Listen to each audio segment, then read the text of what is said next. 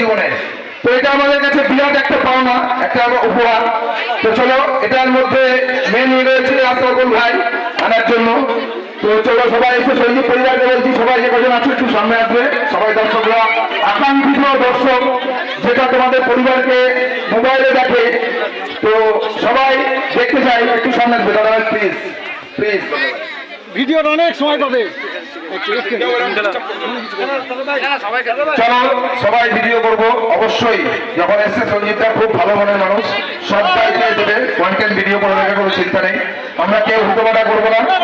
তো দেখো আজকে আমাদের সামনে এসছে কে, সেই আমাদের আকাঙ্ক্ষিত সঞ্জীব পরিবার।